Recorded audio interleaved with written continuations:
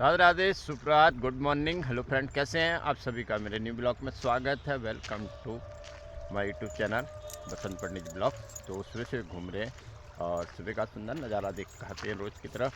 देख के क्या सुंदर हरियाली है गेहूं के खेतों में। रोज़ दिखाते गाइस, अच्छा लगता है सुबह सुबह का, जरा हरा भरा हो जाता है। तो बस अब घूम फिर के घर को जा रहे हैं और देखिए आज के दिन आपको क्या दिखाते हैं। जुड़े रहिए। वैसे आज घर ही पर हूँ और घर ही से आपको आज ब्लॉग दिखाता हूँ। सर्वप्रथम आप वीडियो देख रहे हैं, आपका बहुत बहुत धन्यवाद। तो देख रहे हैं तो दोस्तों चैनल को, यूट्यूब चैनल को सब्सक्राइब कीजिए, फेसबुक पेज को फॉलो कीजिए।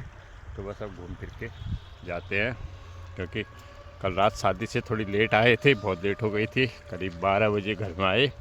वैसे तो दिन की शादी थी, लेकिन 12 बज गए थे रात को। विदाई तक बहुत टाइम लग गया था, तो फिर उठने में थोड़ी लेट भी हो गई। बस अब घर को जाते हैं। तो गाइस थोड़ी देर करते हैं व्यायाम, और व्यायाम करने से शरीर सुस्त दुरुस्त रहता है।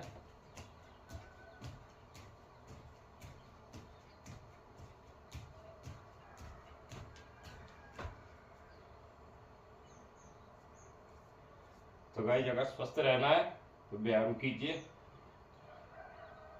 कुछ अपनी केयर खुद भी करनी पड़ती है। बहुत देर व्यायाम जब नहा के आ रहे हैं मंदिर के कमरे में पूजन के लिए, और पूजन करेंगे। तो गए जब मंदिर के कमरे में आ गए, और आज है सोमवार। तो माघ का सोमवार अपने आप में बहुत बड़ा महत्व होता है गाइस। तो भोले बाबा के दर्शन कराता हूँ। ओम नमः शिवाय, शिव ओम नमः शिवाय। पूजन करते हैं गाइस, आज है सोमवार और करते जरा भोले बाबा के दर्शन। ओम नमः शिवाय, शिव ओम नमः शिवाय। बस थोड़ी देर पूजन करेंगे। शिव शंकर शिव शंकर। तो गाइस शिव मंदिर से अब घर को जा रहे हैं। आज घर ही पर है, घर ही से अब आज घर में क्या होता है वो आपको दिखाएंगे। तो गाइस अभी दोपहर के 12 बजे हैं और ज़रा धूप में बैठे थे, अब धूप चली गई। ज़रा अपना काम कर रहे थे और अब काम हो गया।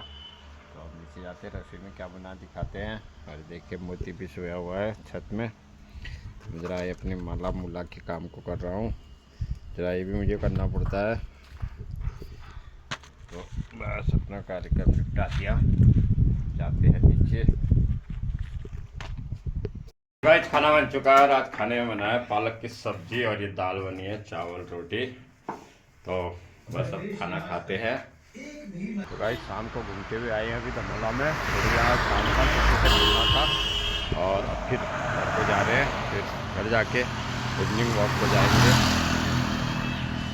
तो गाइस अभी पी रहे चाय, और चाय पी के जाएंगे इवनिंग वॉक को। बस आज का दिन घर ही पर थे, घर के कुछ काम किए। और कल शादी करके करीब 12 बजे घर में आए थे, तो बहुत थकान लगी थी, तो आज कहीं जाने का भी नहीं हुआ। और फिर खाना खा के थोड़ी देर आराम किया, और आराम करके उठे, जरा धमोला घूमने गए। और अब जरा चाय पीते, चाय पी के इवनिंग वॉक को निकलने गई। तो फिर आके पूजन करेंगे। गाइस जब इवनिंग वॉक को निकल रहे हैं घूमने के लिए शाम के समय, हल्की हल्की ठंड हो रही है। अब मौसम बहुत परिवर्तन हो गया दोस्तों। और ये देखिए हमारे इधर से टमाटर तोड़ के टूट के मंडी को जा रहे हैं शाम के समय। देखिए तो बस थोड़ी देर घूम के आते हैं शाम के समय।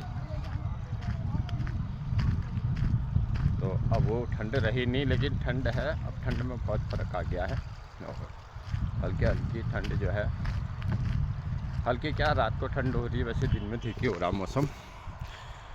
अरे देखिए अब चारों तरफ का नज़ारा अभी शाम के समय दिखाते हैं। बस थोड़ी देर घूमेंगे फिर घर को जाएंगे। आज सोमवार भी है, भोले बाबा के मंदिर भी जाएंगे घूम के। और गाइस घर में बन रहा है, देखिए चिल्ला, इसको बोलते हैं चिल्ला। और चिल्ला में ये जो बने है हैं बेसन के बने हैं, और इसमें बहुत सारी सब्जियां पड़ी है, क्योंकि ऐसा होता है काफ़ी टेस्टी और स्वादिष्ट होता है। देखिए अभी चिल्ला बन रहे हैं। बच्चे सब्जी खाते हैं तो नहीं? बच्चे सब्जी खाते नहीं है, तो चिल्ला में सब्जी डाल के बनाई जा रहा। ये देखिए इसमें बने हैं बीन, शिमला मिर्च, गोभी। हाँ। तो गाइस इवनिंग वॉक को जा रहे हैं शाम को घूमने के लिए। और अभी आज कल परसों थोड़ी गर्माहट सी हो गई थी मौसम में, लेकिन अभी थोड़ी गर्मी जैसी लग रही थी, लेकिन आज फिर ठंड हो गई है। और देखिए आसमान में बादल भी लगे हुए हैं। चारों तरफ का नज़ारा आपको दिखाते हैं, ये देखिए। और खेत, हरे भरे खेत है यहाँ पर, ये देखिए। और काफ़ी सुंदर यहाँ पर लग रहा, चारों तरफ खेत हो, हरियाली हो, बात ही कुछ और है गाइस। क्योंकि ऐसा है, हरा भरा ही जीवन होता है। और खासकर ये हरियाली तो इतनी सुंदर है इसलिए है क्योंकि अब इसमें आने वाले दिनों में गेहूँ पैदा होंगे और अन्न से सबका पेट भरेगा। क्योंकि अन्न के दाने में पता नहीं किस किस का नाम लिखा है, ये ऊपर वाला जानता है, तो इसलिए इसकी सुंदरता ज़्यादा बढ़ जाती है। बस अब घूम फिर के घर को जा रहे हैं और फिर थोड़ी देर घर का कार्यक्रम करेंगे और उसके बाद फिर पूजन करेंगे, फिर आपसे मुलाकात होगी। आज बन रहा गाजर का हलवा, ये देखिए गाजर कद्दूकस कर दिए, गाजर का हलवा बन रहा है। तो गाइस घूम फिर के आए और थोड़ी घर का काम किया और अब मंदिर में आ रहे हैं और मंदिर में जरा पूजन करते हैं। श्री राम जय जय राम। संध्याकालीन समय आपको दर्शन कराते हैं ठाकुर जी के। आपदाम परतारम दाताराम सर्वसंपदाम लोकाभिरामं श्रीरामं भूयो भूयो नमाम्यहम्। रामाय राम भद्राय रामचंद्राय मानसे रघुनाथाय नाथाय सीताय पतये नमः। तो गाइस जैसे आपको पता है, ब्लॉग के लास्ट में थोड़ी रामायण सुनाता हूँ क्योंकि शुरू कर रखी है, पूरा करना भी जरूरी है। तो अभी हम इससे पहले ब्लॉग में हम पहुँचते, भगवान श्री राम ने धनुष तोड़ दिया और परशुराम जी आते हैं और परशुराम जी को पता लगता है कि भगवान विष्णु के पूर्णावतार है। तो उसके बाद भगवान श्री राम का विवाह होता है और उधर राजा जनक दशरथ जी को निमंत्रण भेजते हैं और दशरथ जी जो है बारात लेके मिथिला नगरी में आते हैं अयोध्या से। तब विधि विधान और वेद मंत्रों से भगवान श्री राम सीता मैया का विवाह होता है और विवाह के बाद फिर अयोध्या आते हैं। सब सुखी और खुश रहते हैं क्योंकि सीता राम जी का ही विवाह नहीं होता है, राम जी के तीनों भाइयों का भी विवाह होता है, लक्ष्मण का और भरत का, शत्रुघ्न का। क्योंकि राजा जनक की 3 कन्याएं और थी, तो इन 3 कन्याओं के साथ तीनों भाइयों का विवाह होता है। क्योंकि इससे पहले मैं रामायण में जरा बताना भूल गया था उस समय, तो रामायण में यह है सीता मैया का भी जन्म जो होता है। तो एक बार अयोध्या जो है भूख प्यास से तड़प रही होती है, सब जगह जो है वर्षा नहीं होती है, अन्न की कमी हो जाती है। तब उस समय राजा जनक जी को सलाह दी जाती है कि आप अपने हाथ से हल लगाओगे जमीन पर तो मिथिला नगरी की दशा सुधर जाएगी। तब राजा जनक सोने का हल बना के तो हल चलाने खेत में जाते हैं, तो हल एक जगह रुक जाता है, तो उसमें मटका निकलता है। उस मटके में से माँ सीता का जन्म होता है। तो सीता मैया का जन्म कहते हैं कि वो मटका में जो मटके में जो सीता मैया निकलती है वो ऋषि मुनियों का जो है, जिस समय रावण ऋषि मुनियों का रक्त लेता था तो मटके में डालकर रावण ने उस रक्त को जो है फेंक दिया था, जमीन में दबा दिया था। तो वही रक्त से सीता मैया का जन्म होता है, ऋषि मुनियों के रक्त से, ऐसा कहते हैं, कथाएं बहुत है दोस्तों। तो सीता मैया का जन्म इस प्रकार होता है। बाकी 3 जो कन्याएं होती हैं वो राजा जनक जी की अपनी होती है और सीता मैया जो है धरती पुत्री होती है, धरती से ही माँ का जन्म होता है। तो इस प्रकार भगवान श्री राम सीता का विवाह हो जाता है, अयोध्या में आ जाते हैं, चारों तरफ खुशियाँ ही खुशियाँ होती है। और फिर राम राज्य की तैयारी होती है।